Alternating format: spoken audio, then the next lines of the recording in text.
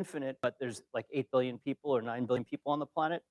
Literally, we can actually include as many people as are capable in, of getting a wallet in an organization to have a say and to benefit from the work product of an organization. So very excited about the space and using Web3 for more than just speculating on currencies and making $270 million on a pizza. That's good too. That's okay. So that's basically the intros, and we thought we would start things off with in the ZK world. Who knows what ZK stands for? All right, so zero knowledge. Reminds me of a very Buddhist philosophy of like just don't know, zero knowledge. It's like a safety zone for me. But let's talk about like we're eating pizza.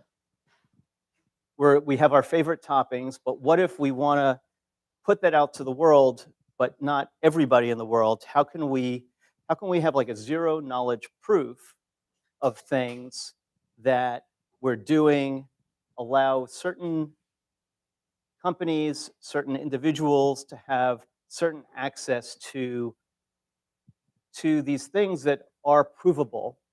And we think cryptography and zero knowledge is one of those other things, besides creating organizations in the blockchain space, being able to create these proofs using digital signatures.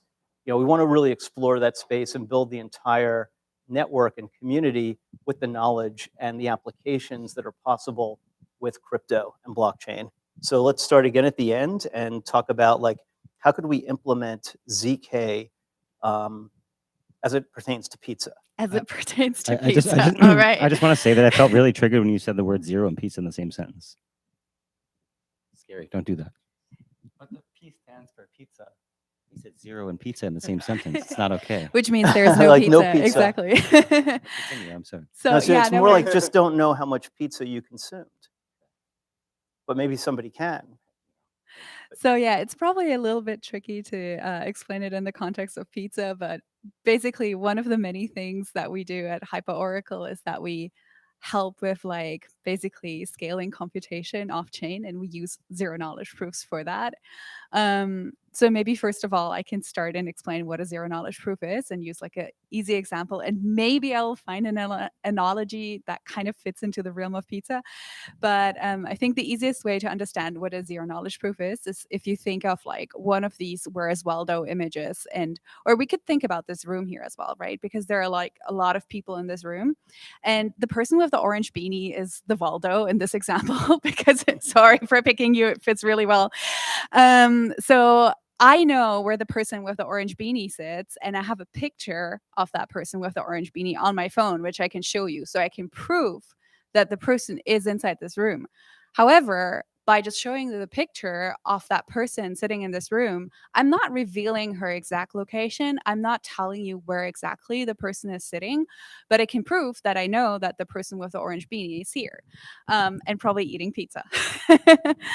So that's in essence one way of looking how a zero knowledge proof is working. So it's kind of an abstraction of a piece of information where you can prove that you know something without giving it away.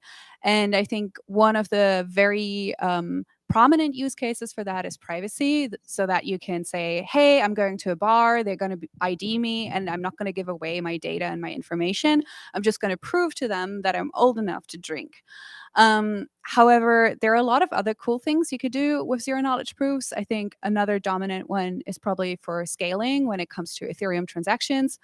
So there are like a lot of different L2 rollups that are ZK rollups. So basically, they use that abstraction aspect to abstract away the kind of transactions that are happening in that L2 environment, and they just put the final proof back on the main chain, on the Ethereum chain, to prove that indeed these other transactions have happened without actually showing the entire transaction history.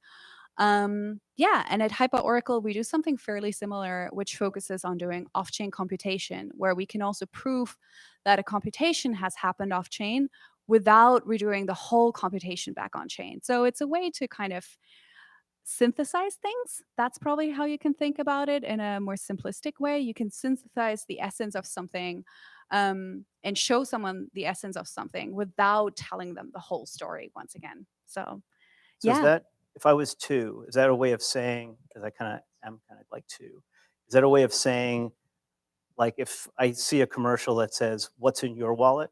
and then everybody in crypto goes like, "I know what the fuck is in everybody's wallet."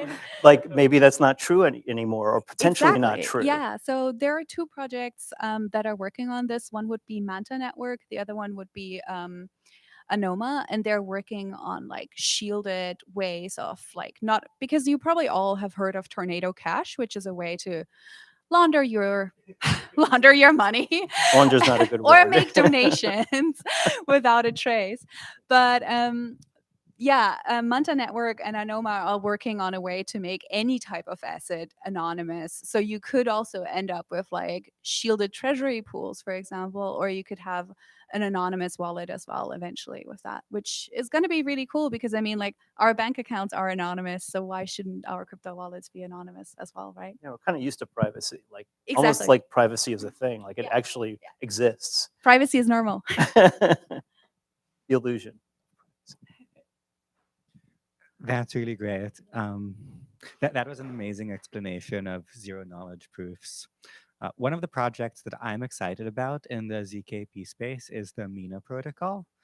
Mina is a zero knowledge rollup blockchain that exists in only 22 kilobytes of memory. Now, many of you know that the Ethereum blockchain is large, and to run an entire node on the Ethereum blockchain takes about a terabyte of space. I might be wrong on that number, but it's big. You need a lot of gigabytes just to keep all the state that is stored in all the smart contract transactions on the Ethereum network in order to mine. This makes mining very expensive, and it also makes contracts very expensive. The number one cost for gas is often the contract storage, because that data that you keep on a blockchain, such as your token balance or your NFT ownership, the record that says you own something, is stored on a blockchain.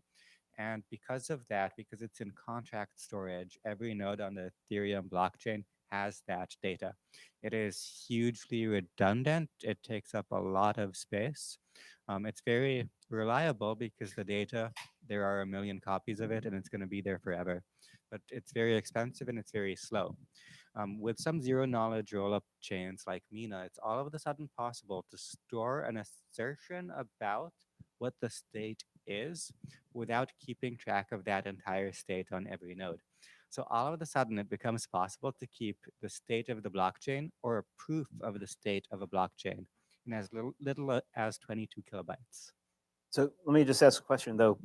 Couldn't I just have a hash of the blockchain up to a certain point, and that would reduce the terabyte requirement, or what's the, or could I not be a node because that wouldn't qualify? A hash can be a type of proof that the thing that created the hash did exist. Well, okay, let me try my hand at this. Making this pizza here.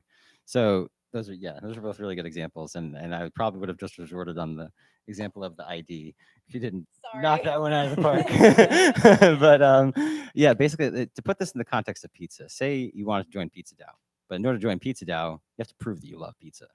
How do I know? May say I'm the arbiter of making this decision too. How do I know that you actually love pizza? Well, you could just walk in the room holding a pizza. I know you really love pizza. Civil attack that pizza. Yeah, there could be. I mean, there could be somebody outside making pizzas, and you just grab one. You know, like you just want to get pizza now because we have, pizza and cool people.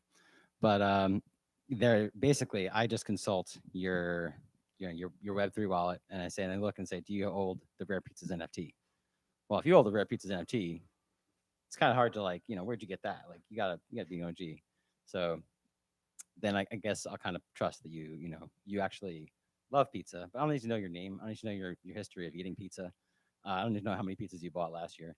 I just need to know that you hold this thing that proves that you love pizza, and that sort of represents the zero knowledge component, right? Like I don't need to know everything about you. I just need to know this one thing that proves that you love pizza. That's pretty much it. That's my summary. And could you, like attach that to reputation, let's say, so you could prove your reputation without actually revealing your identity, Yeah. because I can prove that I've actually supported pizza in general, or I have certain NFTs. Exactly. If you hold a rare pizza, NFT, then you're kind of an OG. Like you didn't just walk in off the street and pick that up like as you were coming in. Maybe you did, but you had to know somebody who knew somebody, right? But I wouldn't want somebody to see my ragu colored like jet blazer Yeah. out on the great. street Yeah, and that's be what- I like, thought that was oh, pizza that's the sauce. guy that Mm. that's the guy that's got like 5 Yeah. of these like original OG, Of how do we prevent Sybil attacks? or attacks on the street. Oh. This is San Francisco. Shit happens. Well, first off, if you have pizza, that'll generally stop people from being violent. If you have extra pizza. Yeah. So I would say start there. Start there. But preventing, yeah. I mean, if you walk in with 5 pizzas, you may get 5 votes. I don't know how PizzaDAO exactly works, but okay, yeah. So if you make 5. It's not even Snapshot. It's just Discord. I love it. That's actually in a way that could be more secure right now. It's not unstoppable. So just to get into, for people that are in DAOs on Discord, not just transacting in different dexes or whatever people happen to do. However you touch crypto, I'm sure there's like everybody comes to Web3 and crypto through a different pathway. But to speak to that, because I think it's valuable. Yeah, it's unstoppable. I'm kind of toying with that right now, because if it's all on chain, if it's all snapshot, you can prove it because it's all written to the chain, whether it's an L2 or L1. You can say, this is what the organization says, or this is the vote that passed. If it's Discord, theoretically, Discord could get shut down, but then you have tokens, so you could resurrect elsewhere. So I've heard that the definition of a DAO is a tokenized organization. And I've often said, well, to myself and out loud, that's not true, because you could just have a DAO on Discord. But I guess the unstoppability was that? It's all chaos, but but then you could, if you could resurrect it, if it was truly unstoppable, that's a nice feature to have for, a global expansive organization. So I think that's really the goal of DAOs and organizations in Web3, is that everything you do can be replicated, resurrected, cloned, stored multiple places. It's not going to go away. No government can shut it down. Really, it's unstoppable. So that unstoppable nature is maybe the fourth leg of the stool in crypto. Yeah, I think there was actually a cool example for that, which was from Personi Labs. They developed that application, which is called Hey Anon.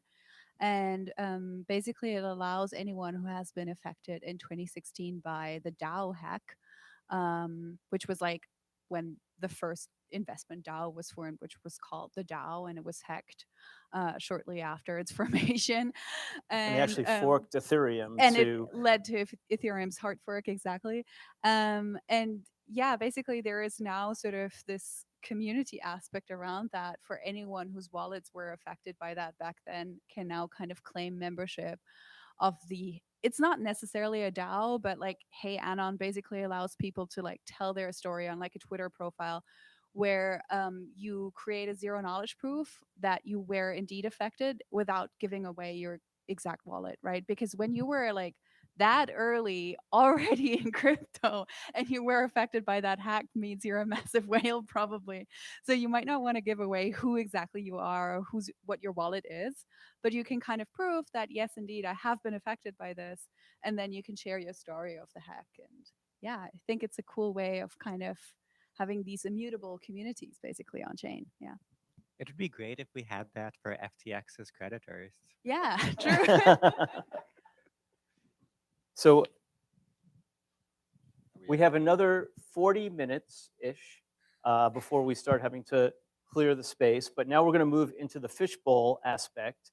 And happy to give up my seat. If anybody wants to come up, because we're not experts. I think we would all attest to the fact that we're not experts. And we're experts at the same time. So let's just not be experts. But if anybody would like to come up, raise your hand. Come grab this now empty. You can get a full one too. This token from this table, and invite yourself up to the panel. Come and join us. Yeah. Don't be shy. Yeah. Let's talk We about- might run out of things to talk about. I can talk about pizza all day. We got one person coming up at least. We could. No, Mostly you can't pizza. chill your shit. Okay, that's one requirement. No, come up. Grab the token, the aluminum token. Is that the empty one? Yeah. And come on up. Introduce here. Just grab a mic from someone. Okay. And I'm happy to give up my seat, and I'm wired, so we'll give you a microphone, and I can just heckle from the sidelines. What do you have to say? Welcome to the I panel. don't have anything to say. But you use the microphone. Do you love pizza? I really like pizza. It was a good Cool. pizza Let's today. start. I got a bit surprised by the bacon on one of the pizzas. Didn't think it was bacon. Good surprise or What bad did you surprise? think it I'm was? vegetarian, so it's not good. So I think it was fake bacon. It was fake. It It was was? like Okay, Android pig. It let's say that. Yeah. was an AI pig. Let's say that. Yeah, I I think- was I- the I- eggplant. I heard the story about this T-shirt. I think it was pretty Oh. cool. I think you should share that. Oh, thank you. Yeah. okay. You want you stand up and I got this shirt on Metafactory, so it's 1 of 5. It's not an actual, so I don't own like an NFT to represent the shirt. The shirt is the NFT, I guess. So there's Metafactory is like it's a, I guess, kind of decentralized marketplace. I think you still need to get approved if you're like an artist, but essentially artists can go and just put their art up on there, right? So this was created by a rare designer. Never met him, have no idea who this person is, but I thought this T-shirt was really cool. It's a mutant pineapple. And I met one of the other founders of PizzaDAO Snacks, and told me that my PizzaDAO name is now Pineapple Vega, because my favorite movie is Pulp Fiction. So, but I think that's we could actually. Does everybody know what their PizzaDAO name is? figure that out. All right. Well, so let's give the instructions. You led All right. me through it. All right, and, everyone, I want you to all respond at the same time. What's your favorite pizza topping? Mushrooms. Pepperoni. Okay, that was most of the room. That was most of the room. And again, same time. Remember what you said, though. Yeah, remember what you said. Same time. What's your favorite mobster movie? Godfather. What's People are like, I don't like mobster movies, but like a mafia, like a. Mafia movie. Well, like, do people need to Oh, like? okay. Maybe it's a Movie. character because Yeah. it resolved into Okay. characters. That was the question I got. Like I Uh, was Mushroom Godfather. What did that translate into? He's the mushroom godfather. I don't know, Maybe- Shrimp. You got to help me here. You got to help me here, Shrimp. That one fits actually really well. We've gotten official in the ring.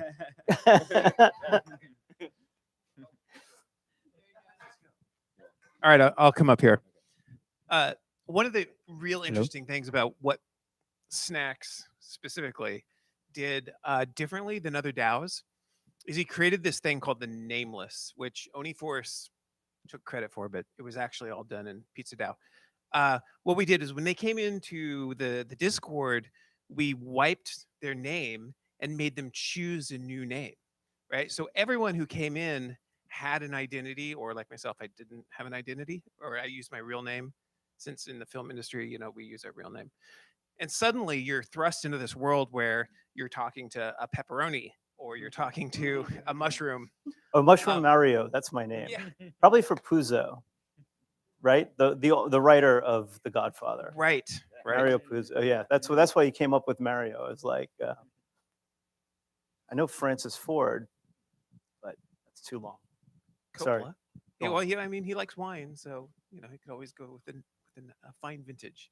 But the very interesting aspect of that was, well, for lack of a better word, indoctrinating a cohort of people that would join randomly, and then we'd all decide on a name and then put them to work.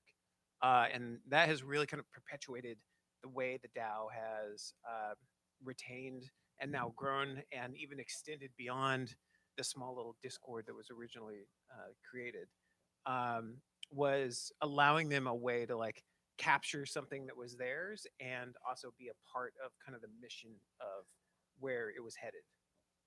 Do you feel like other DAOs could copy that and with success? Yes, 100%. In fact, Oniforce, there were a couple of projects that spawned off of Rare Pizzas. Oniforce, the Fly Frogs, Frogland, which I was a part of, or I am a part of, and a few others. And they instituted a couple of things. They instituted the nameless, which is you come in and you have a new name. And they also instituted whitelisting, which was also one of the things that we did at PizzaDAO that no one had done before, which is basically building out a list of addresses that could pre-mint, before the actual mint. And then kind of the community aspect, starting it off with a song that was very much a snacks thing, which really brought everyone together at the beginning, or at the beginning and at the end, and then a call to action at the end, which is like and subscribe. We need to see more Twitter, blah blah blah. Give them something that they can do that's easy and that helps perpetuate the message. Where did the turtles come in? Oh, well, that's because snacks is from that era. Yeah. Ninja Turtles. yes, we Ninja have Turtles. to Buy snacks. clarify. Ninja Turtles were definitely. Yeah. Well, everything is meme based in let's say the non-Pepe style, but it's based in the way that you can kind of come in, you can identify with it, and then make it your own and create something new. So, what was really interesting about PizzaDAO as it was forming were these ideas that would pop up, such as building a video game and then making a video game cabinet that I think it was Don Jalapeno's. That was the jalapenos. It was green peppers. I can only know with it. Jalapeno, he's a maker down in LA. Just for trivia, he was on like Make Magazine #3, making blimps, and he and I connected together, and we started building his omakases, which are those crazy characters made out of all the art from the characters, or from the pizza ingredients. Anyway, so the DAO encourages you to make something your own, but contribute back to it in the form of either it's a callback, or it's an action, or it's using the art that is both permissionless and asks for some attribution. I think we should. I don't know. Snacks is probably there. I don't know which town we're looking at, but there's a Zoom going on, and I think Pizza Party, the Bitcoin Pizza Party, is happening in about 85 cities or so right now. It's actually one down in San Jose. So if you came up here from San Jose, sorry. It's happening in 85 cities right now, or like right now, over the right? past 24 Well, hours? this evening, today. Yeah. So if you're on the East Coast, that might be a later pizza party, Right. but we've got a lot of them up on Zoom also. So come wave to the Zoom. I gotta get a Maybe pic Jeffrey of will me. bring the Zoom around and maybe bring it to everybody to wave and say hi, and I think maybe it's there's like the Letterman or somebody had this thing like your brush with fame. So I was gonna say like my brush with PizzaDAO was meeting Snacks at a party that he was part of at NFT NYC this year. I was in New York. I did not go to NFT NYC. Sorry, NFT NYC this year. But I met Snacks, and the Ninja Turtles were there. It was like in this rare car, like they were selling Bentleys, and we were partying amongst the Bentleys, and you name it. And there was lots of they pizza. made like a sign, and they put it on top of the Lambos, right? Right. It was like to turn the Pizza Lambos. delivery. Exactly. You scratch PizzaDAO it, you buy delivery. it now, yeah. So what's everybody's like brush with PizzaDAO fame? That was my introduction. That's how I met Snacks, followed up Guys an Animal and a Machine. Like I like to say I am, but I think Snacks, you're more of a machine than I am, and just getting shit done. And then he was like, let's do the pizza party. And one thing led to another. We're all here. Shit happens. I've never heard of the Snacks guy, but I've met Shrimp once Where? on a panel. Oh, on this panel? Yeah. All right. Not even a year ago. You mean like 10 minutes ago. 10 seconds ago. That's nice. I thought you said you were hanging out with Snacks Yeah, I already told in that story. Denver. Okay. Do you have any brush with? Did you meet Shrimp 2 minutes ago? No, like I know these guys from an event Saturday, but I actually didn't know about PizzaDAO before a few days ago, actually. But I think it's really cool to see DAOs that are not too serious. I feel like many DAOs, they have a very serious purpose, which is also needed for some of the DAOs. But it's also like sometimes we just need to have fun, right? Sometimes we need to just try and experiment with things and see how it goes. And doing that with some fun pizzas, that's good. Yeah. Let's see, my brush with fame. I would say my Web3 existence is completely attributable to um, the really hard work that was put in with Rare Pizzas. Don Love, who I have a stand up with him daily for another project, an amazing individual. Snacks, of course, sings praises. But who's really supporting Snacks is Amber. She's always there helping him out. She is amazing. Don Villare, who like single-handedly built most of the pizza oven, is probably one of the smartest Web3 developers out there. For those of you that don't know, so the pizza oven is a live minting machine, right? And the way that it works is when you buy, when you convert a box to be a pizza, it spawns off a process that goes into the cloud, and it looks up a table of all the ingredients. There's 314 ingredients, right? And on the ingredients list, which was constructed by Jalapeno Peppers, is a table of contents of all of the nutritional ingredients of each one of those ingredients. So mozzarella cheese is like high in fat, right? And then you have shrimp, which is like high in meat. And then as those ingredients are selected, they go into a visual effects compositing pipeline, which I built, that bakes them down into the pizza based off of all of the physical attributes. So like the physical aspects, like if it's high in fat, it actually burn the edges and it'll crisp it. Like shrimp will not change much, but then you have some of the others that will completely morph. Then there's a slicing algorithm. It's actually set up so that you can slice each pizza piece and then reconstitute it later if that ever gets built. It's completely algorithmic. And that was built by Pizza Pinata, Splatmap. And some of the individuals that put effort into that particular DAO are like some of the brightest in the industry. And you know, it's hard to see that, you know, when you come to an event, right? And all that technology that's just constantly running in the cloud. But my brush with fame is you know, walking among them and being able to learn in this industry. That's amazing. So tell us a little bit more about the oven is a contract of sorts. Yes. Okay. I'm going to be stepping into technology bounds that I probably shouldn't be stepping into. The oven. Okay, so it's set up like a real pizza shop. You submit an order to the kitchen. The kitchen receives the order, then looks into its bins to see what are the available ingredients for that particular recipe that you pick. And are those ingredients, are they NFTs? What's so everything's a token in this? No, not scenario. yet. Not yet. And I thought we were just going with the metaphors. ingredients. Okay, so there are a couple of unlaunched phases of this project. One is which you will get unpackaged ingredients, but with the nutritional label as an NFT. That hasn't been published yet. And now I realize that I need to get on that project. Then there's the other one, which is the slicing. But also, don't tell us anything that's proprietary. No. The slicing, no.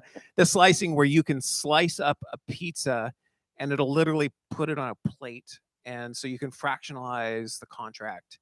And then you can trade the plates and then reconstitute the plates back into their original pizza position, but from different pizzas. It's all set up and designed to do that, but it just hasn't been developed because it's really expensive and takes all of our times, and we have to like coordinate really complicated things.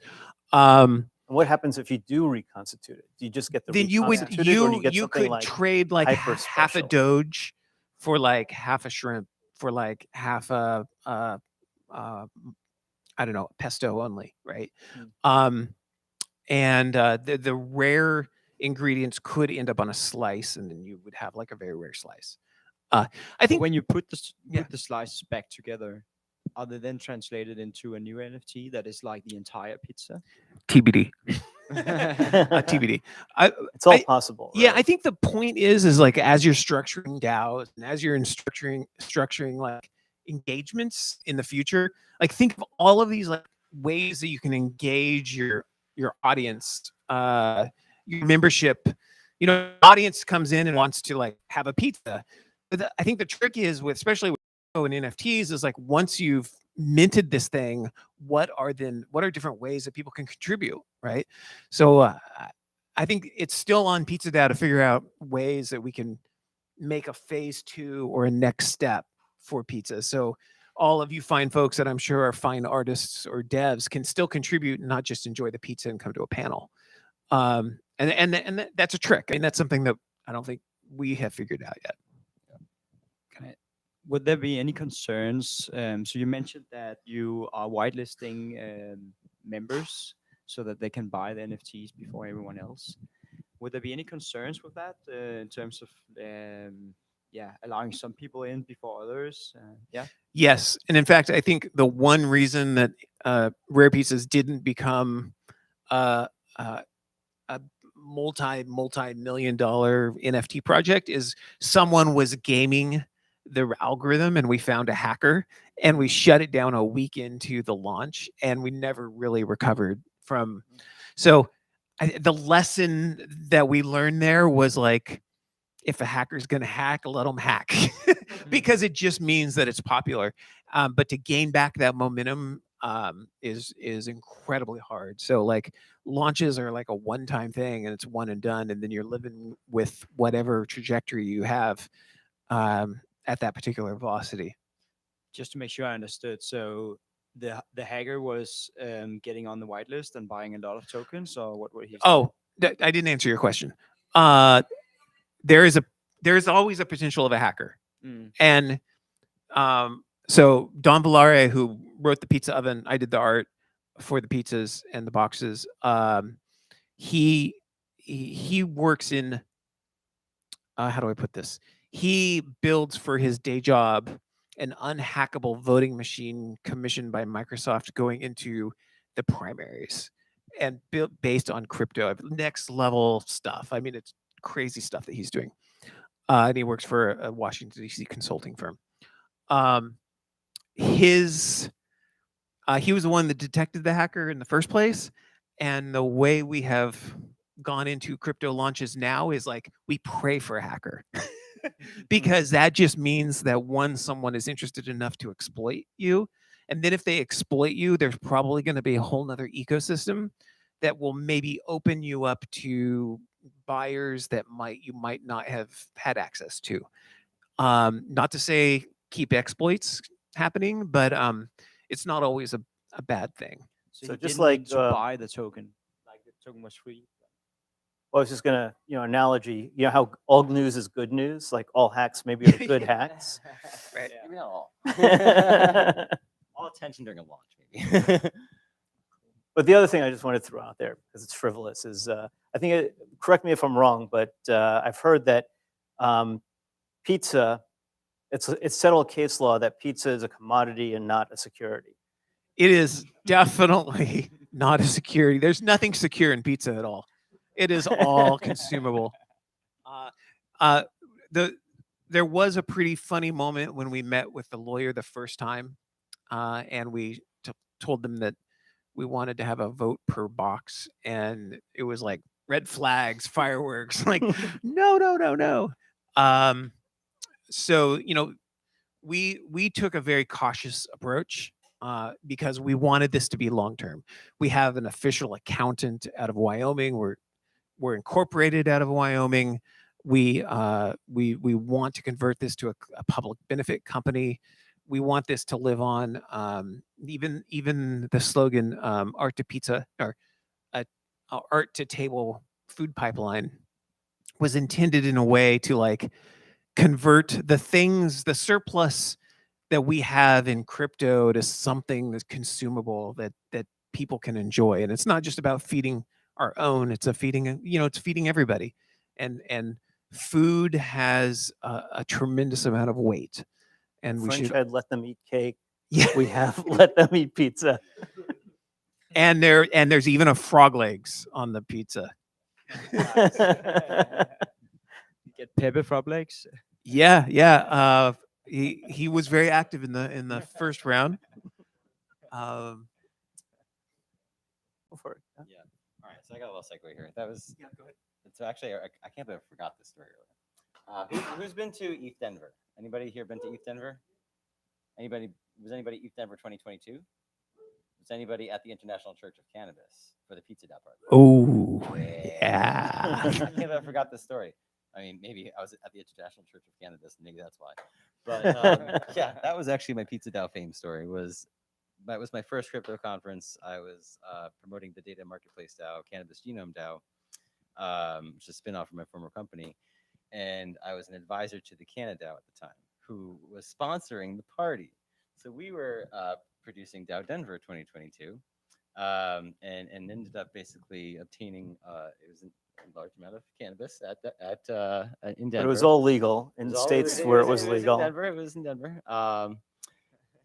But we brought it into the club and prepared it for the party. That was awesome. So I didn't go, but the back room in the PizzaDAO, we were like, should we do this? Like, is that pizza, a topping? I mean, it seems like a perfect marriage, like cannabis and pizza. Like, is this?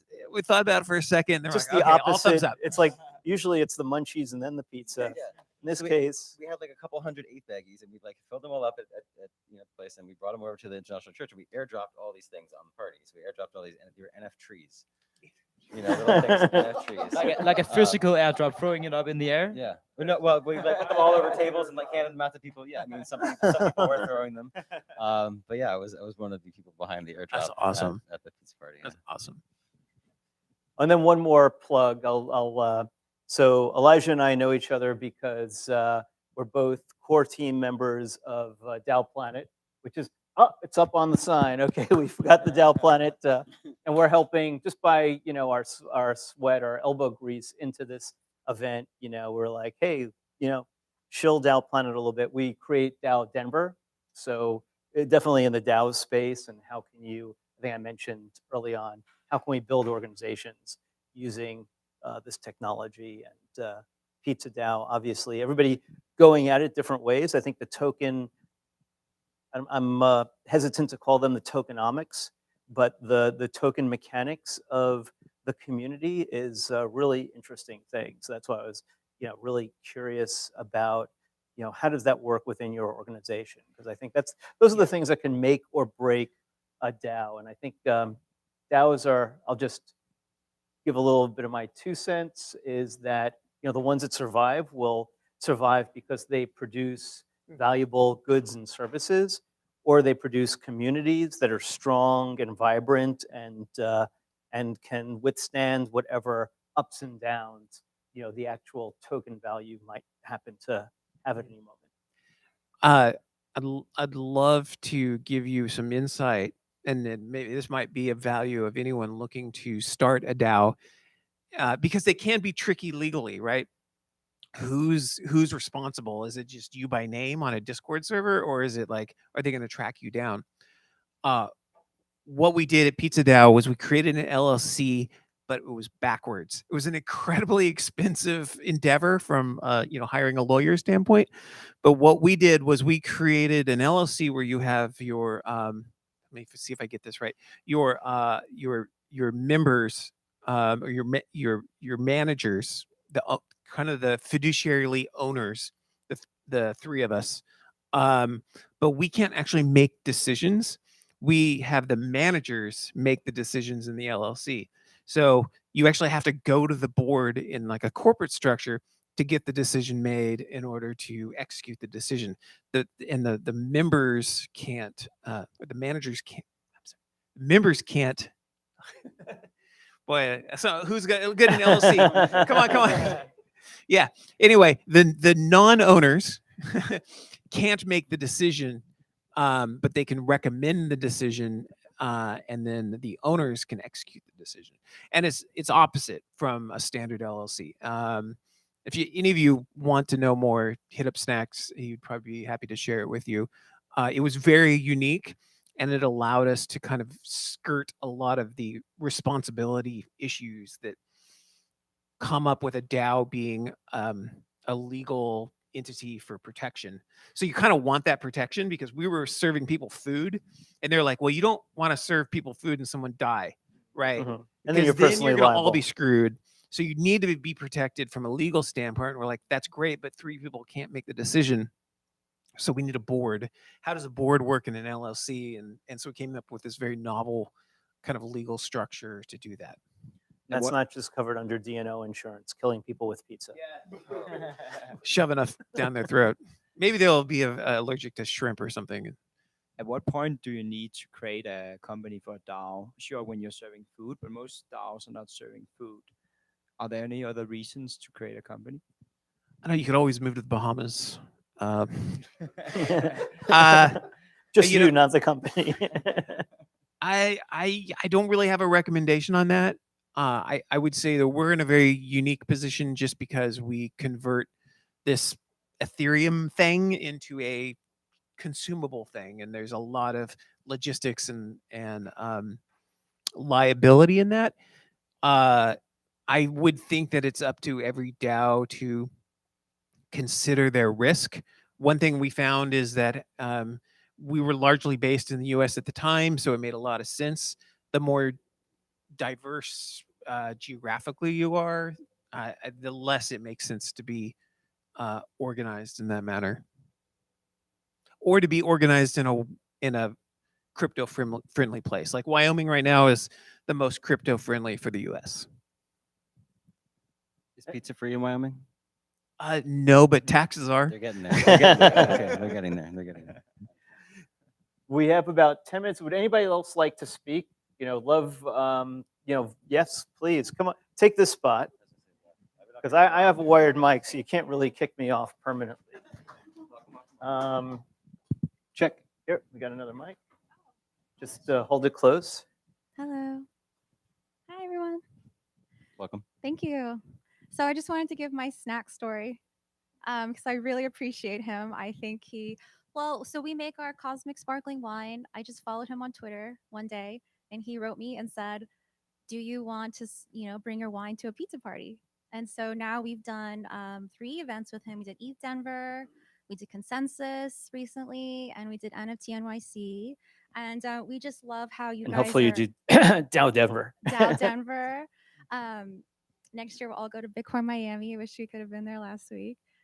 But yeah, we just love how the PizzaDAO is basically making phygital goods like we are. So tokenizing wine, tokenizing experiences, bringing people together to have pizza and hang out and just like be together in real physical reality is really great.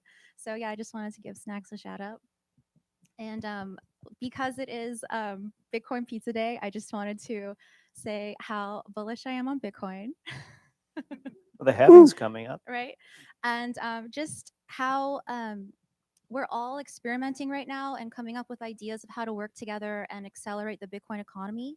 So let's just all get together and figure this out, because the only way it's going to happen is if we all work together and then we also start to incorporate Bitcoin into our real lives and buying wine for Bitcoin, buying pizza for Bitcoin, just little things like that in our daily lives. That's how we're going to do it. So yeah. Ribbit. Cool. Awesome. Well, is there any Yay. questions? Give us questions.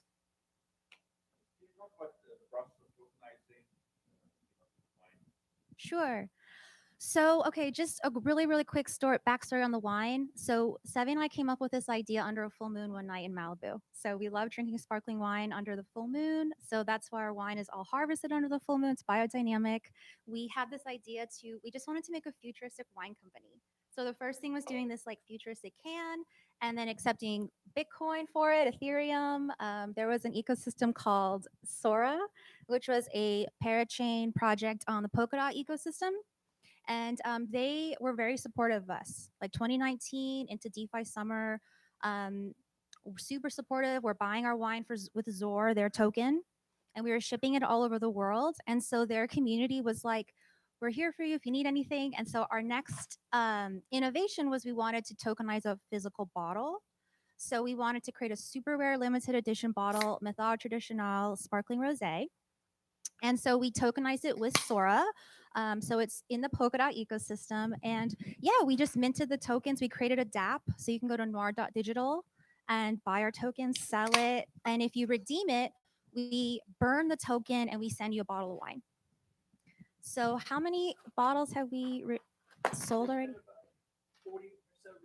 40 redemptions. A lot of people are hodling because it's dynamically priced. Like we were really inspired by Unisocks, which was a phygital product on Uniswap. So that was our inspiration. So it's been a fun experiment, but now we're thinking about the next bottle, the next products, like how we're gonna do it. And we're really excited about Bitcoin just in general, like stacks. Like we met some stacks people at Consensus, and just super bullish on people building dApps and projects on Bitcoin. So we're learning about that right now and figuring out how to do that. So hopefully the next bottle is on Bitcoin. Cool. Just that rare 2019 bottle. Yeah, so 777 of those. And we work with a really incredible winemaker in the San Rita Hills, like award-winning winemaker. And so he'll do the next bottle. And yeah. Could you go through the process of tokenizing? Like, how do you tokenize something physical? How do we tokenize? Well, we minted the tokens on PolkaSwap, which is a DEX built on the Sora network. So you can mint any token. You can create a token, create the tokenomics for it, as long as you create the liquidity pool, which we did. And then, yeah, that's how we did it, and building the DApp. So when we're drinking this wine, are we then burning the NFTs at the same time? Not this one, not the can, the bottles, yes. This is just gas. This is fuel. Yes, There's no NFTs for these. So this is the Gwei. Yeah, so well, these, actually, there's not, because there's only actually 8,000 cases left of this. So these have a QR code, but that just goes to your website or something. I get the other one might have like something that goes to like an actual token, right? Yes. Okay, Yes. okay. So are they absolutely. serialized? Or do they have a serial number for each bottle? Yes. So Okay. when you redeem it, we send you your bottle, and then we also send an NFT that has your bottle number, proving authenticity and ownership. And what do you club think people membership. will do in terms of like, so at some point maybe they want to drink the wine? Yeah. Do they keep the NFT and can they then sell the NFT or? They can keep the NFT. They can definitely drink, and we actually have several noir whales who love to drink pop bottles all the time. Yeah. Shout out Hefe. But you can keep the NFT for sure. And you'll always be a Noir Club member. I actually spoke on a panel at Davos last year, and 2 people got into Davos because they had a Noir Club NFT. So I snuck them in. Nice. So we just any kind of like parties in the future. If you've redeemed a bottle, you can come. I feel like there could be a way to sort of like, so normally when you buy very expensive champagne bottles, you usually like to do it at a very expensive club in front of a lot of people, right? Could be interesting to explore if there's some kind of way to sort of like burn an NFT in a club in front of a lot of people and just like be like, oh yeah, we just It's like people burn cash at clubs. just burning some money here. That's a good idea. Yeah, you should make like maybe a website or something like that, or Burn the bottle. maybe a way to share it on social media when you burn an NFT.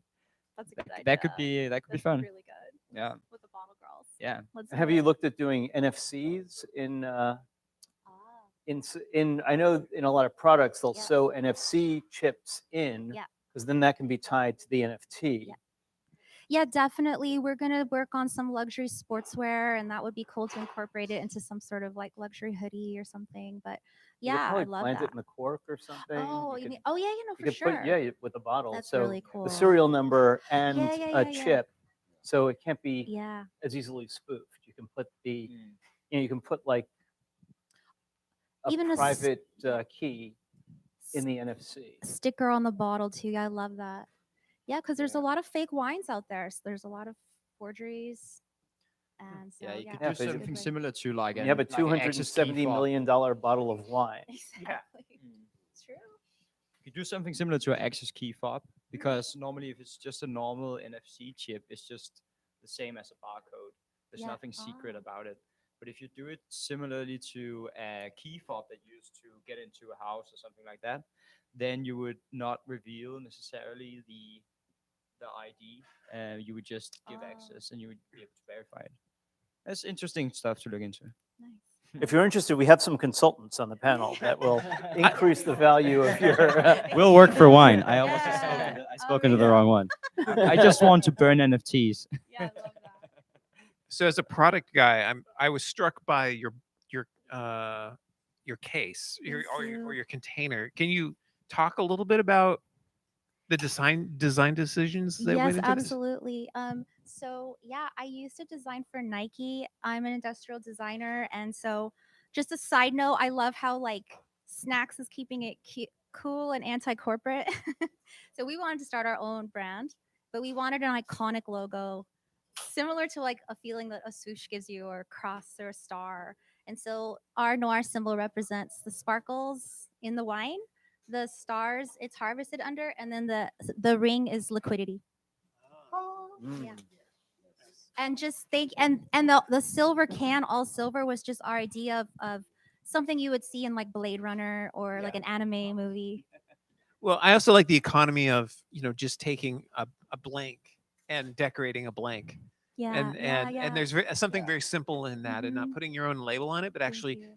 at first I was like, is this embossed? Yes. Is this pressed? It's embossed. Yeah. Yeah. And it took me a moment to like deconstruct how it was made. Thank you so much. Yeah, it's Yes. pretty cool. Thank you. How much does it cost? So to don't produce throw one of don't the throw cans? away your can, because these are worth at least Currently like $3. $3. Yeah. a redemption value of. Yeah. Hold on to It's at least like your POAP for coming. for sure. Yeah. Or 10. I don't know what it is. Is there redemption value on the can On the at the store? Can we like Should say. for the aluminum? That's a good Say. idea. By law, Oh, there yeah, probably yeah, yeah. is. For sure. Yeah. Yeah. Yes, there is. I was also going to ask if anyone, because this is what it's all about, is networking and the serendipity of anyone See, that's why there's background noise, because everybody's going up to have getting a some can now. Like, we're all enjoying You can also this. go Get a to can. There's a great marketing guy right over there behind that pillar. If you want to talk to him, He's hiding. he's Oh, hiding. Oh, come on. His Do name- you his know name's- Here, you're Elliot. calling come him on up. out? Elliot, come on. Yeah. You can kick somebody. You just need an empty can. Anybody with an empty can can come up and boot somebody off the panel. Yeah, you're going to take a seat. This is Elliot. Elliot, good to meet you. Good to meet you as I'm well. Steve, Hello. DAO of Steve in some circles. So what should we know about you? I've worked in product and marketing. nice. I've known Anthony from working in at Penumbra doing VR for stroke rehab and Parkinson's rehab, so VR in the healthcare space. Wow. I had no idea what I was coming here for today. I was Or just, what you're getting yourself into. I had the no clue, panel. so Yeah, that's the fun. yeah. So nice to meet you all. I came in at 8 o'clock and just kind of vibing with everybody. So Does anybody have questions for Anthony? Oh, Elliot. Sorry. Do you love pizza? I do love pizza. Yeah. I've asked every panelist that. I love dessert pizza. What's your favorite topping? Not enough dessert pizza? pizzas at these things. Any topping for any pizza? I'm just a fan of pepperoni. I'm a Pepperoni. Okay. guy, What's your yeah. favorite gangster movie? favorite gangster movie? Goodfellas. Goodfellas. Yeah. Okay. So pepperoni. You should mention an actor from one of the roles from Goodfellas. Oh, Ray Liotta. Yeah, Ray Liotta. Ray Liotta. Ray Liotta. Yeah. Then So pepperoni Leota. Pepperoni Leonia. Spicy Ray. Spicy Ray. I like Spicy Ray. Okay. That's your Ray. pizza down name. Spicy Spicy Ray. Hey, Spicy Ray. I've Do you joined have the any Dis- NFTs? I do not. No. I've talked to him about it a couple of times, but other than that, it's mostly over my head. Okay, okay. So does this AR for, tell us about what you're doing for disabled, and is that touching on AI? Not quite. We've done a lot of game development, Anthony and I, so he and I together made a game for orthopedic rehab. So virtual athletic club is what it's called, and basically what you're trying to do is utilize the upper body How do we bring this home? to when you have a shoulder injury, how do you get the shoulder back to working again? And so he and I worked on the game together where there's boxing, ping pong, and what was the third one? Boxing, ping pong, archery. Is it in VR? It is in VR. Cool. I tried the VR boxing on Quest 2. Phenomenal. It was really great. It's a good workout. It's Yeah, a good for sure. workout. Yeah. That's Done what it, we want to get done to. it, yeah, done a lot of times. It's actually very good. Yeah. So there's several boxing games on VR. Mhm. The reason I like this one over the other ones is that they don't make it easy. Oh, for Anne you. Marie. For sure, yeah. Yeah, they make it realistic. That's precisely what Yeah, we're trying to do. with yeah. that, yeah, And that's I think is key to make it a sport. for sure. Yeah. I think we're devolving here, which is a good thing, because it's also after 8 o'clock, and I know we need to clear out. So I think we officially end at 8. But do you want to come up and say a word, or two, or three? House No, of but use a Web3. microphone. We need a microphone. Hello, I'm Trish, and I manage the House of Web3. If you guys Woo! are Anyway, thank you, interested- Trish. Thank you, Trish. Thank you.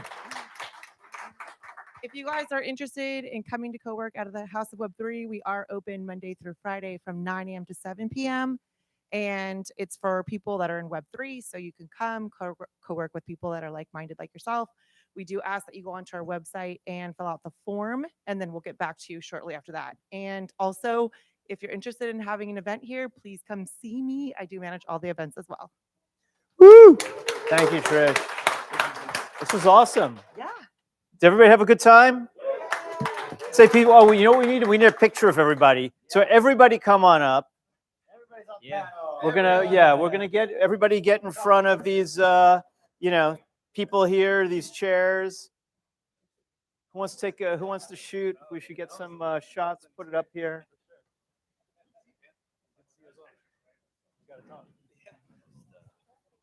What do you think about the wine product?